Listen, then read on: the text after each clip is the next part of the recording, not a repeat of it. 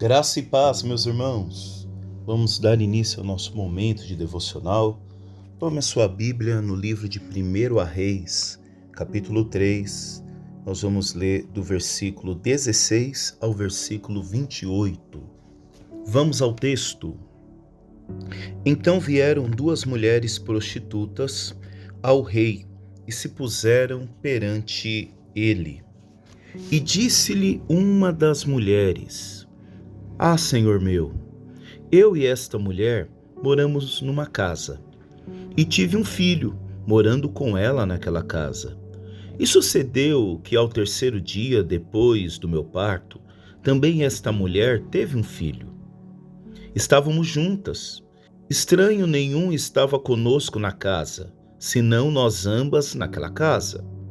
E de noite morreu o filho desta mulher, porquanto se deitara sobre ele.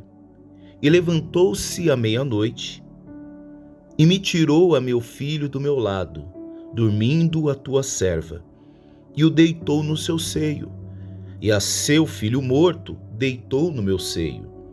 E levantando-me eu pela manhã, para dar de mamar a meu filho, eis que estava morto. Mas atentando pela manhã para ele, eis que não era o filho que eu havia tido. Então disse a outra mulher: Não, mas o vivo é meu filho, e o teu filho o morto. Porém esta disse: Não, por certo o morto é teu filho, e o meu filho o vivo. Assim falaram perante o rei. Então disse o rei: Esta diz: Este que vive é meu filho, e teu filho o morto. E esta outra diz: Não, por certo, o morto é teu filho, e o meu filho o vivo. Disse mais o rei: Trazei-me uma espada. E trouxeram uma espada diante do rei. E disse o rei: Dividi em duas partes o menino vivo, e dai a metade a uma, e a metade a outra. Mas a mulher, cujo filho era o vivo, falou ao rei, porque as suas entranhas se lhe enterneceram por seu filho. E disse: Senhor meu, dá-lhe o menino vivo, e por modo nenhum o mateis. Porém a outra dizia: Nem teu, nem meu seja, dividi-o antes. Então respondeu o rei e disse: Dai a esta o menino vivo, e de maneira nenhuma o mateis, porque esta é sua mãe. E todo Israel ouviu a sentença que dera o rei e temeu ao rei, porque viram que havia nele sabedoria de Deus para fazer justiça. Amém, meus irmãos. Eu creio que os irmãos já ouviram falar desta passagem. Aqui nós estamos diante do texto de 1 Reis, que narra o início do reinado de Salomão. Aliás, Salomão está sucedendo o seu pai, o rei Davi. No primeiro capítulo de 1 Reis, nós vemos a velhice de Davi. Davi sabe que está perto da sua morte. E ali, uma tentativa de seu filho Adonias em tomar o trono que foi profetizado a seu irmão Salomão. No segundo capítulo, nós vemos Davi dando instruções para o seu filho Salomão, que agora deixa de ser um menino para se tornar um rei. E é isso que nós vemos no capítulo 2, a partir do versículo 1 de 1 Reis. Aproximaram-se os dias da morte de Davi, e deu ele ordem a Salomão, seu filho, dizendo: Eu vou pelo caminho de toda a terra, esforça-te, pois, e sê homem, e guarda a observância do Senhor teu Deus, para andares nos seus caminhos, e para guardares os seus estatutos, e os seus mandamentos, e os seus juízos, e os seus testemunhos, como está escrito na lei de Moisés, para que prospere em tudo quanto fizerdes, para onde quer que te voltares. Para que o Senhor confirme a palavra que falou de mim, dizendo: Se teus filhos guardarem o seu caminho, para andarem perante a minha face fielmente com todo o seu coração e com toda a sua alma, nunca disse, te faltará sucessor ao trono de Israel. Nós vemos Davi com a sua experiência de rei, Davi que em determinado momento de sua vida cometeu um adultério, seguido de um assassinato. Agora ele entrega conselhos preciosos para o seu filho, porque agora o seu filho vai seguir a mesma carreira do pai, vai ser rei. Porque, aliás, aqui nós estamos vendo uma sucessão, como diz o versículo 4, que o próprio Deus entregou essa profecia a Davi, dizendo que os próximos reis iriam descender de Davi. E é interessante que de tudo que Davi poderia ensinar para Salomão acerca de governo, acerca de reinado, ele fala o principal. E o que é o principal? Guardar a observância do Senhor, guardar os seus estatutos, os seus mandamentos, os seus juízos. Davi não estava preocupado em formar um rei bélico, não estava preocupado em formar um rei instruído, mesmo porque ele sabia que o que não podia faltar na vida de Salomão era a intimidade com o Deus de Israel, o Deus que havia o colocado no trono. Ora, Davi foi o homem segundo o coração de Deus. Davi errou por várias vezes, mas também se reconciliou com Deus. E aqui, esse conselho que Davi dá ao seu filho: eu vou pelo caminho de toda a terra, esforça-te, pois, e ser homem. É meio que ele está dizendo: olha, Salomão, observe os mandamentos do Senhor, para que você não cometa os mesmos erros que eu cometi. Davi não está preocupado se Salomão vai ser um homem poderoso, um grande rei. Ele está preocupado se Salomão vai ser um homem de Deus.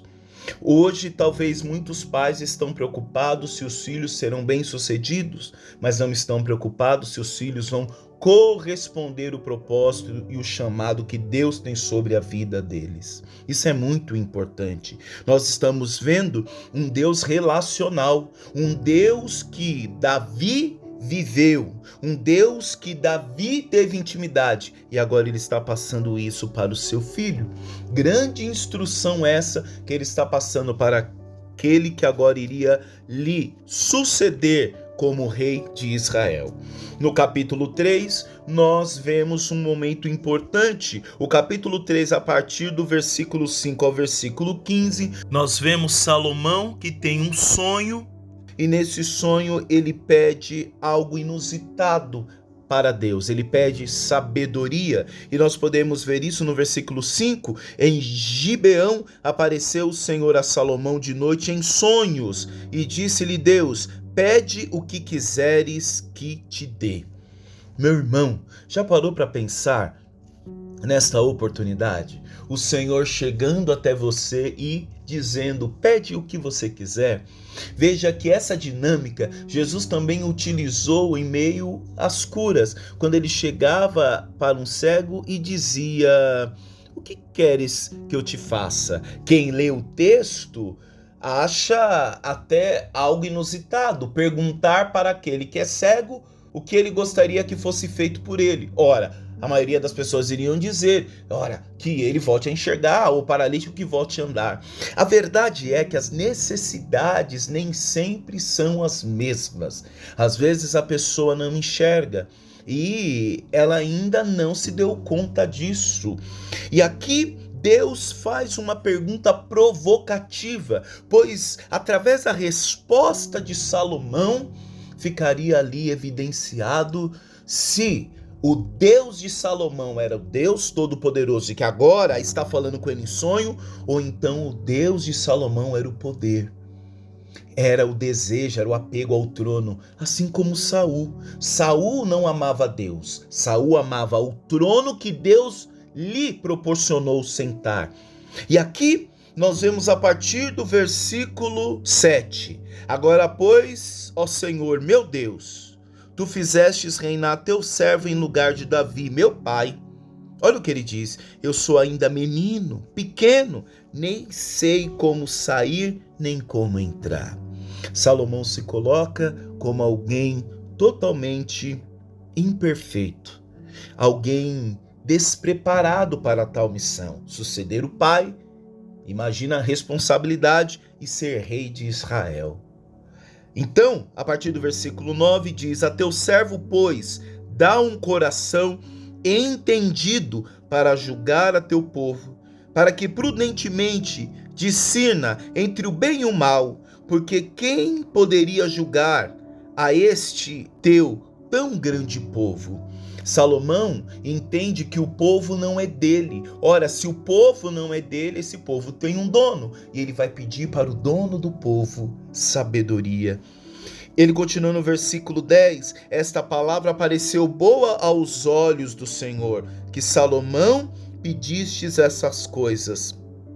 E disse-lhe Deus: porquanto pediste esta coisa, e não pediste para ti riquezas, nem pediste a vida de teus inimigos, mas pediste para ti entendimento, para ouvir causas de juízo. Eis que fiz segundo as tuas palavras, eis que te dei um coração tão sábio e entendido, que antes de ti teu igual não houve, e depois de ti teu igual se não levantará. E também até o que não pediste te dei, assim riquezas como glória, que não haja teu igual entre os reis por todos os teus dias. E se andares os meus caminhos, guardando os meus estatutos, os meus mandamentos, como andou Davi teu pai, também prolongarei os teus dias. E acordou Salomão, e eis que era sonho, e veio a Jerusalém, e pôs-se perante a arca do concerto do Senhor, e sacrificou holocaustos, e preparou sacrifícios pacíficos, e fez um banquete a todos os seus servos. Olha o que Salomão pede, e olha o que lhe é concedido: sabedoria, sabedoria para guiar o povo que é de Deus.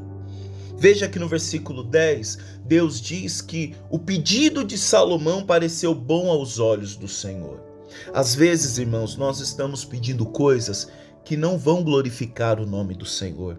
Às vezes ficamos até entristecidos, irados, porque pedimos algo para Deus e Deus não nos concede. Talvez a resposta esteja lá em Tiago: pedimos, mas estamos pedindo mal. Não estamos pedindo para a glória de Deus. Não estamos pedindo para que no final o nome dele seja glorificado e a sua justiça seja instaurada. Veja que estas palavras pareceu boas aos olhos do Senhor, porque muitas vezes o que pedimos é bom aos nossos olhos. Muitas vezes o que nós pedimos vai alegrar, vai encher os nossos olhos, mas não é bom aos olhos do Senhor. Não esqueça, Deus, ele é onisciente, ele vê todas as coisas, o tempo está na mão dele. Aquilo que você está pedindo como bênção hoje pode ser uma maldição sobre a tua vida. Então não se trata de Deus não dar, se trata de Deus te poupar, trata-se de Deus te dar livramento. E ele continua dizendo: porquanto pediste essas coisas e não pedistes para ti riquezas. Parou para pensar que muitas vezes a nossa oração é condicionada pelo que estamos vivendo no momento? Ora, aquele que está preso, o que ele pede? Libertação.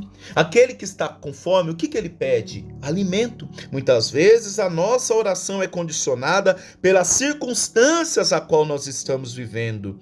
Por isso ele disse: você não está pedindo riquezas. Você não está pedindo coisas que vão massagear o teu ego, coisas que vão encher os teus olhos. E aí ele diz: eis que te fiz segundo as tuas palavras. Preste atenção nisso. Estou lhe dando conforme o teu pedido. Estou lhe dando conforme o teu querer. Olha o que ele diz: eis que te dei um coração tão sábio e entendido, que antes de ti igual não houve, e depois de ti teu igual não se levantará. Veja que ele inicia a oração trazendo à memória a presença de seu pai Davi.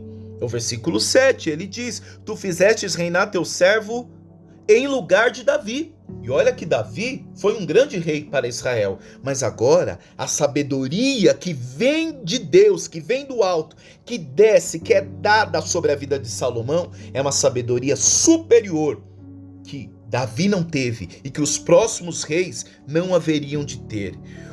E eu torno a dizer, meus irmãos, só Deus pode nos dar coisas eternas, só o céu pode nos dar coisas eternas. E aí, o versículo 13, vamos dizer assim, Deus dá um plus para Salomão. Qual que é o plus que ele dá para Salomão? Tá aí. E também, até o que não pedistes, te dei. Assim riquezas como glória, que não haja teu igual entre os reis, por todos os teus dias. Meu irmão, e aqui que nós vamos ver a sabedoria de Salomão sendo necessária. Porque o homem, quando ele se depara com uma vida de bens, de riquezas, facilmente ele perde a sabedoria. Nós conhecemos a história de Salomão, aqui não é o caso, nós vamos meditar daqui a pouco aquele embate das duas mães que brigam pela guarda, pela maternidade de seu filho. Mas veja que Deus coloca riqueza, Deus coloca poder. Porque às vezes, meus irmãos, quando nós estamos com muito dinheiro, com muitas posses, a primeira coisa que nós achamos é que não há ninguém acima de nós. Nós achamos que nós somos a sabedoria suprema. Veja que Deus dá algo a mais para Salomão. E talvez esse algo a mais para Salomão seria a sua ruína. Seria aquilo que ele precisava olhar e lembrar. Preciso ser sábio. Preciso me manter no meu lugar. Lembrar quem eu sou. Porque isso que foi colocado a mais na vida de Salomão pode ser a sua perdição. Entenda, não estou dizendo que Deus deu uma maldição sobre a vida de Salomão. Mas eu digo que Deus acendeu uma luz, um alerta. Olha, eu vou te dar além. Porque ele continua dizendo no versículo 14, e se andarem nos meus caminhos, guardando os meus estatutos, os meus mandamentos, como andou Davi, teu pai, também prolongarei os teus dias. Veja que sobre Salomão é dado sabedoria, como também é dado riqueza. Mas o que é garantia de longos dias é ele guardar os caminhos do Senhor.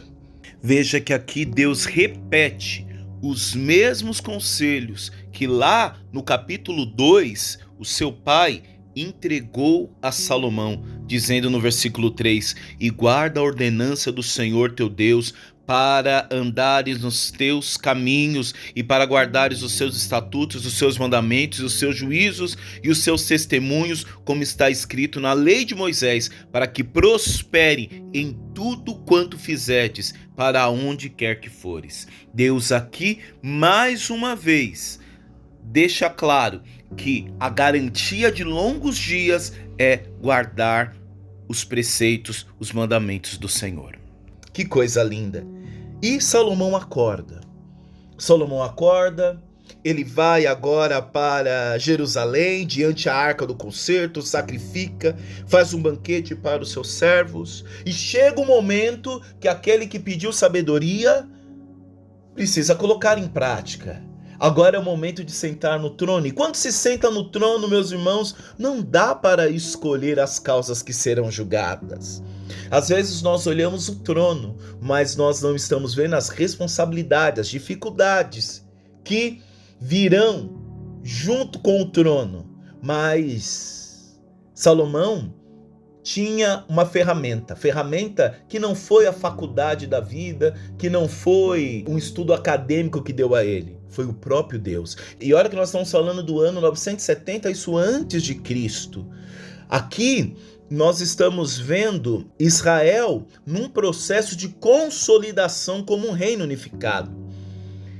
O povo aqui, ele estava ansiando por estabilidade, estava ansiando por justiça e principalmente por sabedoria e liderança. Nós vemos que no capítulo 1, diante da fragilidade de Davi, Adonias quer roubar o trono. Então o que o povo está querendo? Sabedoria na liderança. Então chegou o momento de Salomão colocar em prática a sua sabedoria. Veja que o verso 16 diz que são 2 mulheres prostitutas.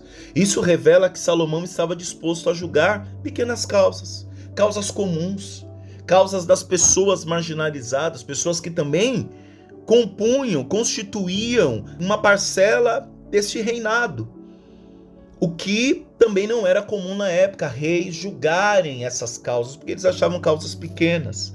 Mas essa causa pequena, ela revela temas essenciais da sociedade, como vida, justiça e aqui maternidade. Esse texto que nós lemos, do capítulo 16 ao capítulo 28, ele não é apenas sobre uma história de julgamento, porque depois Salomão, como rei, precisou julgar outros casos. Muitos não foram relatados, outros sim. Mas o principal aqui é a demonstração daquela sabedoria que foi dada por Deus entre o versículo 5 ao versículo 15. Essa sabedoria divina agora está operando por meio de um rei que é humano. E meus irmãos, tem situações nas nossas vidas que nós não somos sábios, que nós não sabemos como agir. Tem situações nas nossas vidas que nós nos sentimos como Salomão, pequeno, uma criança, um menino, sem direção, que não sabe sair, que não sabe entrar. Mas é o momento que nós precisamos pedir sabedoria para Deus. É o momento que nós precisamos clamar essa ajuda que vem do alto. Torna a dizer, esse texto fala de uma sabedoria divina operando por meio de um rei humano. Um rei humano que pela força do seu braço não conseguiria. Talvez como você julgaria esta causa? Veja que no desenrolar da história nós vemos muito amor. Nós vemos detalhes. Aliás, a mulher que leva a queixa para Salomão, ela fala do seu filho. Ela fala que na casa a qual ela teve filho não tinha ninguém como testemunha. O que necessitava de muita sabedoria de Salomão, porque essa causa não tinha um advogado, não tinha testemunha, então era a palavra de uma contra a outra. Salomão não apenas julga, mas ele revela o coração das pessoas. E como o coração ali é revelado? Diante da resposta da mãe. Por que mãe? Porque a mãe não quer ver o filho morto. Porque a mãe, ela prefere ver o filho vivo, mesmo que não fique nos braços dela. Porque a mãe quer guardar, quer preservar a vida do filho. Só quem não sabe o valor da vida está disposto a dizer o que aquela outra mulher disse. Nem teu, nem meu seja, dividiu antes. Só quem não sabe o valor da vida está disposto a dividir a vida como se fosse um material, como se fosse algo de preço, e vida tem valor. Quando Salomão propõe esse desafio no versículo 24, trazei uma espada, e a espada ela tem somente um objetivo, senão separar. Ali nós sabemos que Salomão não ia separar a criança, mas ele queria separar as verdadeiras intenções, separar a verdade da mentira, separar quem amava e quem ali estava simplesmente agindo de vingança. Meio que, se eu perdi o meu filho, você também não tem o direito de continuar na posição de mãe. Veja o detalhe do versículo 26. Mas a mulher cujo filho era vivo falou ao rei. E aqui tem entre parênteses, porque as suas entranhas se lhe enterneceram por seu filho. Mãe é mãe. Aquilo que a gente sente nasce no nosso interior. No nosso interior. A repetição aqui das falas, né? E a forma com que o texto vai se desenrolando, mostrando um conflito, torna essa história um exemplo de sabedoria que vai além da letra da Torá. Veja que Salomão, ele não consulta a Torá, ele não consulta a lei diretamente, mas ele age com discernimento. E muitas vezes o que falta na nossa vida é discernimento. Salomão aqui não se precipita em dar uma resposta para resolver o problema, mas ele se preocupa em dar uma resposta assertiva.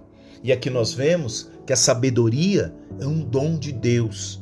Esse texto afirma: a verdadeira sabedoria vem do Senhor, como diz Provérbios capítulo 2, versículo 6. Porque o Senhor dá sabedoria, da sua boca vem o conhecimento e o entendimento. Salomão não conquistou sozinho, ela foi resultado da sua oração humilde, que nós vemos lá em 1 Reis, capítulo 3, versículo 9. Essa sabedoria não é meramente intelectual, ela é moral, ela é espiritual, ela é prática, porque a verdadeira sabedoria nós vemos na prática, meus irmãos. Outro ponto, nós vemos aqui Salomão, através do Senhor, sendo um instrumento de justiça de Deus, especialmente para os mais fracos. Nós vemos a sabedoria de Deus quando os nossos atos são atos de justiça. Veja que a decisão de Salomão é totalmente iluminada por uma justiça divina que não se limita a regras da época, né? A regras formais, o que revela corações, o que revela intenções.